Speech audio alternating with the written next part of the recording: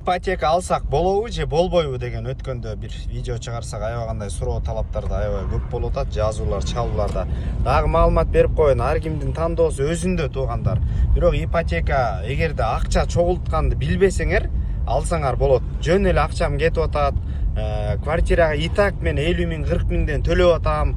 Ошол акчаны андан көрө ипотекага төлөй берсем, бир аз убакыттан жумушуң жүрүп кетсе, ишиң жүрүп, бизнесиң жүрүп кетсе, андан ашык акчаларың болсо, силер сөзсүз түрдө эле 20 жыл, 25 жыл төлөш керек эмес.